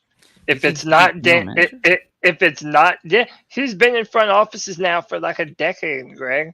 And I mean, he's been doing this, and he even interviewed with some other teams this offseason to be a general manager. And I would like to try and avoid another situation where we have a Brandon Beane in our office, part of what we're doing, and then he gets plucked to go somewhere else. And then as soon as he does, damn near the next year after, we're firing our general manager. Like for once, could we just be ahead of the curve? All right, let's go to you guys tell me. Oh, how about this? Okay, before we go forward, why don't you welcome our brand new superfan? Well. We have another member of the C3 Superfan Club. Welcome, Dr. Rosen. Hopefully not of the Joshua kind. Welcome into the C3 Panthers Superfan Club. Thank you for the support. Thank you, Dr. Rosen. Oh, yeah. Oh, welcome to I guess the that C3 sounded funnier when I thought of it. Next call. Yeah. Hey. You know who the fuck it is. Booyaka! G, baby, and I got a lot to say. But I tell you guys about my nigga Dante Action Jackson, man. The dude comes to play. The only motherfucker in the secondary, or let alone on the defense, on the back end, that will fucking tackle fucking Darnell Henderson by his goddamn self. Love to see that. Pick 6. The same reason why I said him and DJ are off the list to be traded, but at this point, I don't know who's going to be traded. I already told you it was a mistake to give Robbie Anderson the bag. The motherfucking nigga acting a goddamn fucking fool, acting like he ain't got no fucking sense. But Robbie hurt us today. He helped himself because now he's without a doubt being traded. But at the same time, now everyone knows he wants to be traded, so the value is not going to be as high as what it was before the game started. That's And the I don't know problem. why they even played the bitch, nigga. He acted like she had an illness the entire week, and all of a sudden he's playing. He would have been better off not even playing that bitch ass nigga. God damn. But at the end of the day, it's good to see C-Mac still got it. I feel like the only reason why they're giving him all these touches is to show everyone Christian McCaffrey is still Christian McCaffrey, as you can see, motherfuckers. So I'm still asking for a first-round draft pick for the nigga. G-Baby. Look, listen, at the end of the day, we was never going to win this game. We never had a chance to win this game. And it's time to call Cameron Terrell Newton back, offer a multi-million-dollar fucking deal, means 3 years, nothing expensive, have him be the bridge QB, mentor to whoever's going to come in this off-season, G. Let him learn just let him get acclimated, bruh. A lot better than what the fuck I see that's going on the field. PJ sucks. All you PJ Walker Wonder fans, fuck y'all niggas. I don't want to hear shit about Jacob Eason. All these QBs suck. Call Cam. QB1. The only QB1 that's ever been part of Carolina, bruh. I'm sick of the shit talking on Cam Newton, bruh. Are you fucking kidding me? Cam behind this offensive line and these weapons? Bro, get the fuck out of here, bruh. Just bring Cam in, put some ass in seats. Give us something reasonable to watch the rest of the season, because we got dark days ahead of us, and we better accumulate draft picks. And I'm glad we lost this game, because we ain't beating the Bucks next week. We gonna get that number 1 pick, and we better not fuck it up. I have a lot to fucking say, man. It's good to see Keith Taylor getting on the fucking field. You dig? Goddamn, Shy Smith. Cody, fuck Shy Smith. Every single time he drops a pass, my bad, my fault, fuck you, bitch, motherfucker. This team sucks, bruh. Bro. All right, so what's funny about this is G-Baby always bringing the passion. G-Baby has gone from someone that it took a lot of heat in the chat room to now having a cadre of total supporters that love G-Baby. So now G-Baby has got his own little cult following. And then there's people that come in and have never heard G-Baby before, never seen J-Baby before, and they go crazy. But guess what? That's G-Baby. Bro. Yo, we love G-Baby. G-Baby is the man, dude. We love passion. And this man loves his Carolina Panthers, dude. And you know what? We can't talk down to that man. He has every right to be that fucking pissed off at how bad the Panthers are year after year after, man. Do you know how many people have called him an idiot and then have come back and apologized to him for the things he's being right, man. G-Baby's the motherfucking man. Shout out to G. And shout out to Nirvash, who is also the man. He said Cam doesn't deserve this disaster. Let him be. Let him be. 252. Let him be. Let him be. Let him be. The number's 252-228-5098. Let's go to the next call. What's up, C3 family? It's your boy J Stubbs. What's up, my man? If the goal is to get McCaffrey stock up and trade him and to get the number 1 pick next year, I think it was executed brilliantly today. It was. Yeah. But with that being said, we are about to be the laughing stock of the NFL. There we are. All in all, I mean, the young players are still playing okay, but, there's no point of winning. We can there's some excellent quarterbacks coming out next year. No one wants to hear that, but remember, the last time we got the number 1 pick, we got Cam Newton. I'm not saying the next guy is going to be Cam Newton. I'm just saying. Embrace it. Watch the young guys develop. There's plenty. Although we suck, there's plenty of young talent on this team that we still can develop. Mm-hmm. But anyway, keep pounding. CJ Stroud season on the way. Nope, wrong one. No, great call, J Stubbs. I just think of 89 J Stubbs with them sunglasses on. I saw him he got a picture of himself in the stands at the football game and came on to the day that we were doing the live show with Matt Rule's firing, looking cool, and 89 J Stubbs is right here. If the goal was to boost Christian McCaffrey's stock and keep after that first round pick while preventing from me from turning the channel, mission accomplished. Mission accomplished. Let's go to the next call. Here we go. Hey, hey, hey. You know who the fuck it ain't. Boyka, boyka, boyka! Your It favorite ain't kind you, of call, baby. Tony. But I do have a lot to say. First thing is, Robbie sucks serious shit. Get him out of here ASAP. But he already got himself out of here because he sucks. He's pissed that he didn't get a target at all, which, I mean, who would have figured Robbie, the petulant kid, getting pissed he didn't get a target? Anyway, enough about his dumb ass because he's irrelevant. I thought today we improved. Like, you could tell Matt Rule's not the coach anymore because even though we sucked, even though we looked bad, we didn't look dumb. And that was the main problem I had with Matt Rule. It's not so much that we're bad because we don't have a quarterback that, you know, you can only do so much about that as a coach. But the whole looking dumb thing, I think that on that category, we improved. We didn't look stupid under Steve Wilkes. At least, like, we really bought into the fact that Christian McCaffrey is good at football. No, he's great at football. He's going to be in the Hall of Fame. But we were able to do that. P.J. Walker is not the answer. I mean, I know I'm blind, but I don't see the Walker wonder anywhere. Like, you know.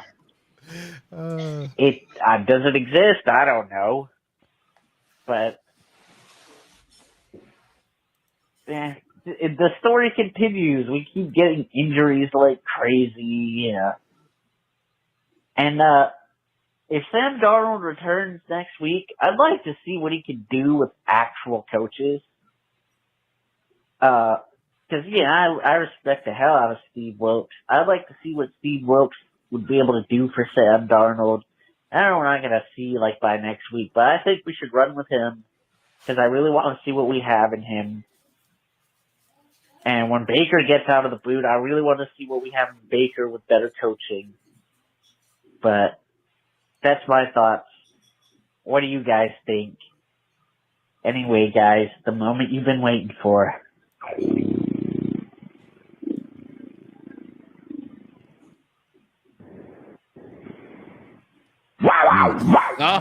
made us wait there, for it. yeah. I love it when he holds it. The build-up. What? The climatic. What is it? The tension is, you can cut it with a knife. Truly. You know? I was going to ask you this, as I couldn't find it. I was looking in the game book. Usually they have the stats for individuals up by now. Oh, wait, here we go. Did Brian Burns even register a tackle today? Yes, I do know he got a tackle. Okay, and he forced that interception. Yeah, he deflected the ball that Dante Jackson took for the pick six. All right, let's go to the next call. Hi, what's up, C3 fam? Just called this. Call D. What's going on, fellas? Well, it looks like we're tanking. Well, I can't. Let me rephrase that. Looks like we're not gonna win, but maybe one more game for the season. I think a top 3 pick is in the works. Oh, what's up, Cody? CK. Well, Carl. I was looking at the Simcast you had last night. Sorry, my voice is about gone. That's why I sound funny. It was a person in the comment section talking about some they swapping down that Steve Wilkes had told McAdoo to open up the offense, and they said PJ was going to show out today. Ladies and gentlemen, I'm still waiting. Oh, waiting on? Oops, I'm sorry. That's right. The offense wasn't opened up. And, of course, PJ didn't show out. I told him, you better not lose. You better not bet no money on this, or he's going to be broke. But anyway, hey, Cody, I heard you yesterday talking about some. Cody, me and you, we really need to have a talk about this Matt Corral. You seeing your talent evaluation of him is a little bit different than me. All the thing I saw was an average quarterback at best, and who was injury prone in college. You said you think he's going to be a good NFL quarterback. I think he's going to. My prediction, he's going to be a good backup. I tell you what. Well, never mind. I'll save it to Tuesday. I have some more information I'd like to share with the whole C3 Cat podcast. But I'll wait till Tuesday. But guys, hopefully we get our quarterback of the future in this draft. And well, All right. Appreciate it, Carl.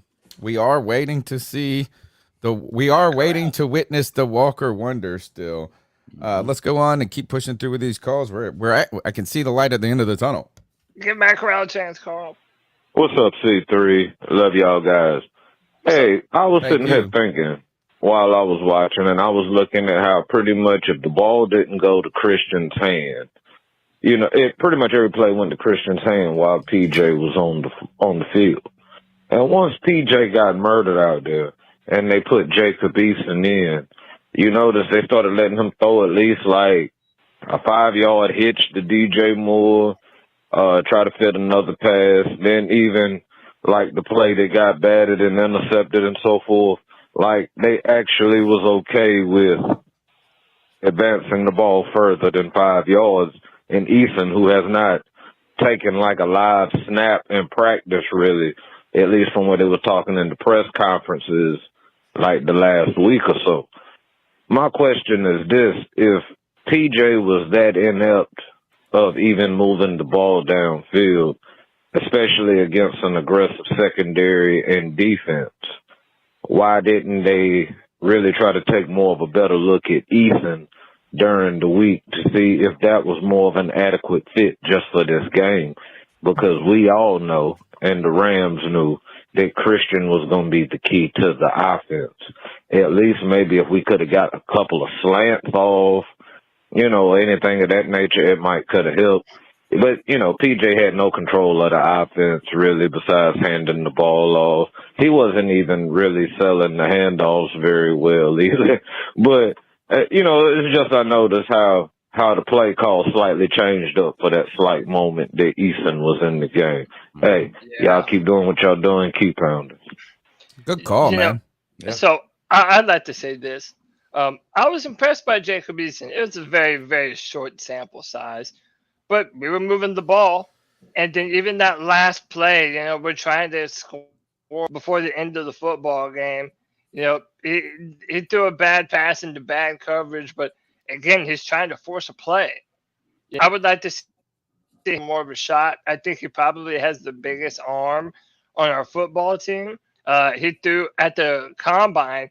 He was clocked at throwing a football 72 miles per hour, which is fucking bananas. So, the guy has arm talent. He made some good downfield passes at Washington and when he played at Georgia. I would say let's give him a chance. Although if I'm a betting man, especially with Baker Mayfield still being in the boot, I wager that Sam Darnold is going to be the next man under center. Oh, yeah. All right, let's go to the next call. My thoughts on Robbie Anderson are fuck Robbie Anderson. Bye, Felicia. I like Bye, Felicia. Short and to the point. Beautiful. All right. Next call. Bye, Felicia. Yeah, I think at this point, the season's just done, and we're in a tough situation because, we don't even know who our coach is going to be next year. We don't know what staff he's going to have. So how do you prepare for that? Like, we can't put together a roster or anything because we don't know who's going to be there. I just think this season's just completely lost for the Panthers, and it is what it is. We just kind of got to watch this one burn, I think. Appreciate you guys, and keep pounding, I guess. I gotta change the. One day I'm gonna get good at this. I was thinking this as over the last couple of calls is next year's team is going to be so different. Right. Like there won't be one Baylor player, one Temple player. They'll all be gone. And I think what we're going to see too is we're going to have a pretty good idea who's going to be the starters on this team pretty early on in camp. And we're not going to have any of this bullshit competition that Matt Rule tries to throw out there. Like there's an actual competition between Christian McCaffrey and Chuba Hubbard, right? It's just not logical to think that. I think that we're going to have maybe a little bit more common sense for these guys. All right, we're down to the short hairs of the calls. Let's keep going. Hey guys, this is Panther Pickle. I just want to express folks to stop calling for Cam Newton. Okay, if the folks screaming for Cam Newton to come back here, educate yourself a little bit. Cam Newton's not the quarterback he was back in 2013 or 14 or 15. Okay, and if you really care about Cam Newton, why are you gonna put this evil on him? Why are you gonna want him to come back and get bejesus? And the offensive line, I think the offensive line is better than what we had last year. Are they perfect? No, but they're kind of learning as you go. They're developing together, and we won't see the full fruits of this till probably maybe a year or two down the road. Then we'll see the full force of it. Right now, they're green and still learning, so. And they'll get changes. Bozeman's a backup right now. He's leaving. Corbett only signed a 3-year deal, and Elfline's only here for this year and one more. So, and you never know how things are going to go with Terremote and contracts and all that. So, you just don't know. But we just got to keep pounding, keep going. It'll get better someday soon. It'll get better someday. So, by the way, one more thing before I go. Rocky Top, you'll always be home sweet home to me. Good old Rocky Top, Tennessee. Okay, Tennessee with a big win over Alabama. We only got 2 calls left, but I'm going to give Cody Ashney is out because he's so hooked on Hot D. He's just mouth is salivating. And my dinner's here, y'all. I'm gonna enjoy some House of That's the your Dragon, Hot D. episode 9. Oh. Yeah, man, and I love Hot D, man. My Hot D. So look, y'all, it's tough, but look, we're gonna be here for you. C3 Panthers podcast is literally here year round. We don't have an off season. We are always here for the fans. So look, hit that like button, hit that subscribe button. Hit that notification bell so that every single time the C3 Panthers podcast goes live, that's all we ask for. That's not that much. And then you'll be seeing us this Tuesday night for another edition of the C3 Panthers podcast. Boys, y'all have a great night. All right, man. You have a good one.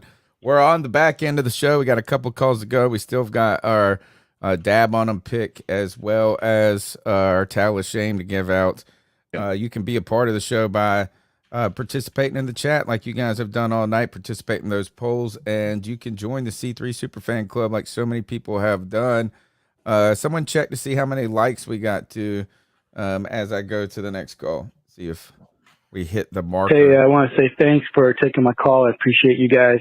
You're welcome, things are kind of bleak right now for the Panthers, but if you think about it, potentially we could have a bright future in front of us. If you think about it, we could have the number 1 pick. We can get a good quarterback, maybe CJ or someone like that. We need a head coach. Can you imagine if we can bring in someone like a Sean Payton or someone of his caliber to start the season next year with a new rookie quarterback or something? I mean, with a defense that's already halfway decent, and I mean, we got some pieces, man. I think if we get the right kind of guys in next year, staff and quarterback, dude, we might be okay. So Panther fans, Panther Nation, let's just keep pounding, dude. Just keep pounding. We got this. We'll make it through this, and we'll make it. We got this. Well, I think the Keep good pounding news out, is everybody. it's going to get better. It's going to get better because the clown show that was the Matt Rule coaching tenure era has been revealed.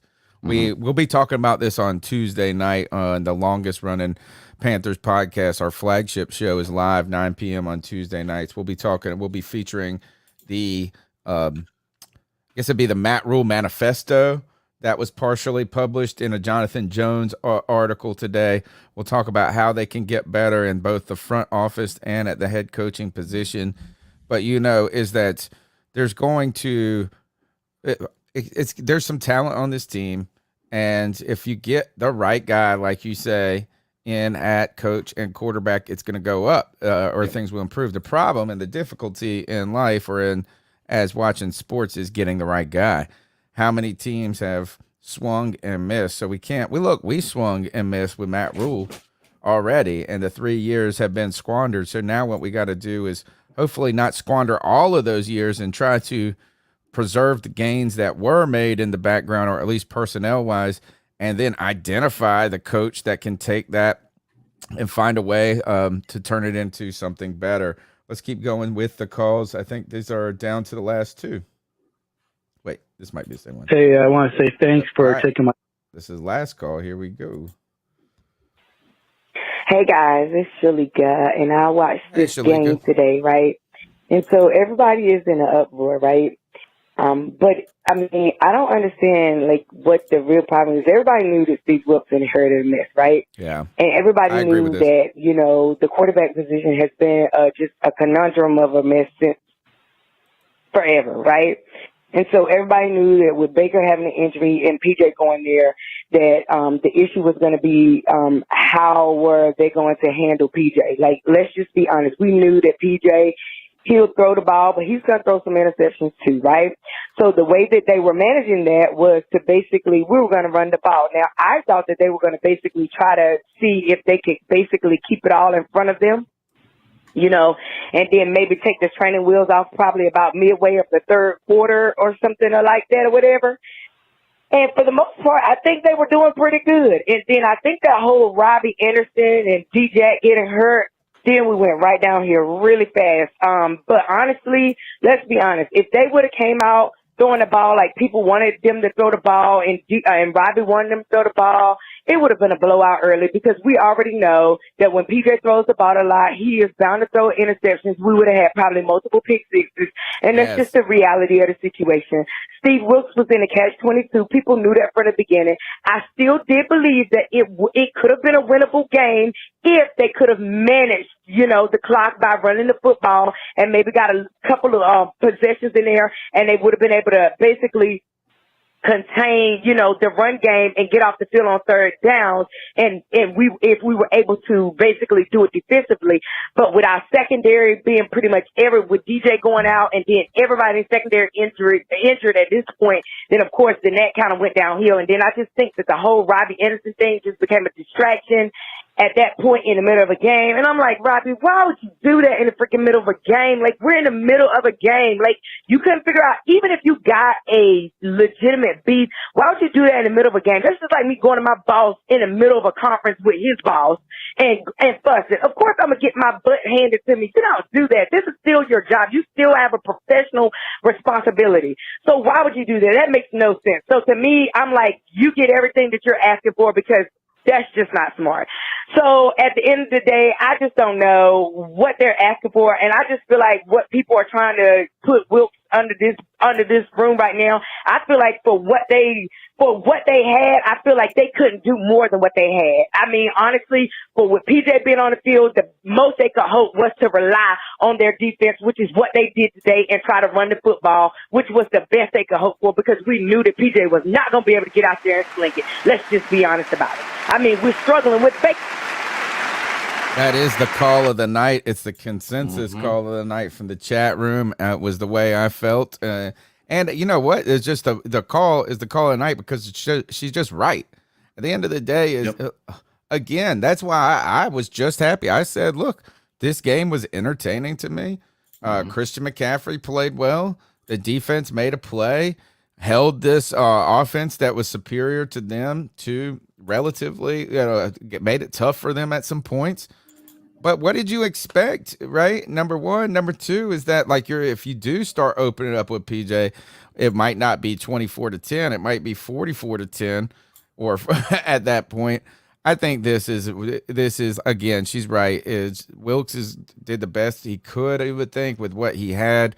But this is going to be the problem, and this is the problem when you take over as an interim, is we're just going to say, he didn't have it, this and that. And poor Wilkes, he's not going to really, it's going to be a long shot for him to turn this into something that makes him as a appealing candidate for the Carolina Panthers and somewhere else. And that's not even his fault. It's just the reality of the matter. Well, that, and I think with what we got to look at for this team as well, right? We're going up against a team that their record probably doesn't match their talent, right? The Rams are a much better team. They've been a disappointment. Right. So, I mean, they've played, they have a couple of weaknesses that have been able to be exploited because they played offenses that can push the ball down the field a little bit, right? We've had a lot of Achilles heels today, right? On defense, we have our best secondary out of the equation with Jeremy Chin and with J.C. Horn out, right? You have Frankie Louvu, who has been, by and large, almost our defensive MVP of the season. We've had C.J. Henderson go out early or later in this game. And then, you're dealing with Dante got hurt. Right. You're dealing with our fourth string quarterback with P.J. Walker.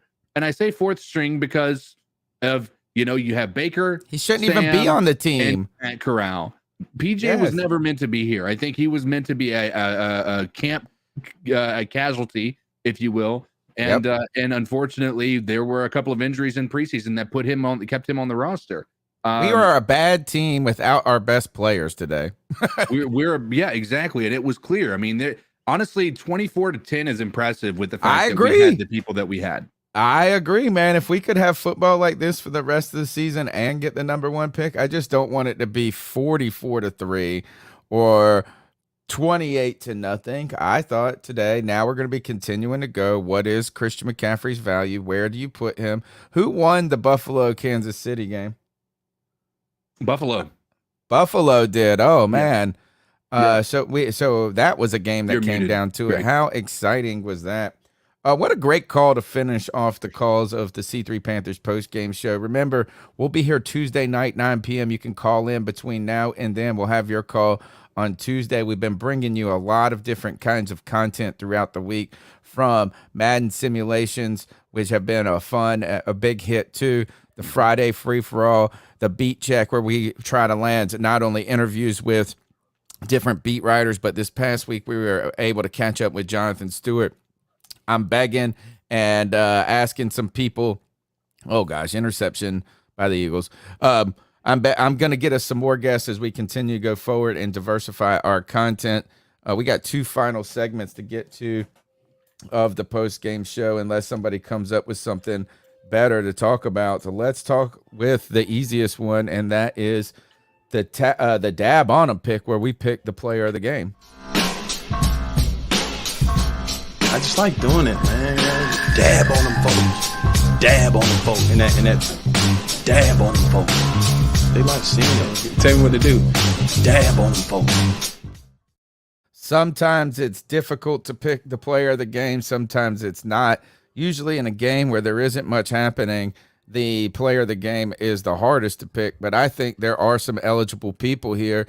Who, CK, you want to start us off? I think I want to give the dab on him pick to Christian McCaffrey. I really don't know who else on this team deserves it, to be honest with you. I got two other people, but that's the one who had the best game. I'm trying to you know what? I'll give it to Derek Brown. I saw Derek Brown. That was the other one. That was the other one on my list. Derek Brown had a half sack, continued to just wreck shop throughout the up the middle of the gut. I want to also, did Aaron Donald get much action today? I didn't see his. Yeah, he got a lot. being He was eating up the middle there after they were stopping the run. We couldn't do anything on the ground. All right, and my dab on him pick goes to Dante Jackson with the pick 6 today. So I know you can point to some plays that he missed, and he was, but at the end of the day, he scored more points than our entire offense did. Dante Jackson, Derek Brown, and Christian McCaffrey, dab on them. Now we're going to go to the towel of shame where we call out the losers of the pack. This one also, I think, as the callers have been all over this one, it's not going to be hard to figure out the losers of the pack here. Let's go to the towel of shame.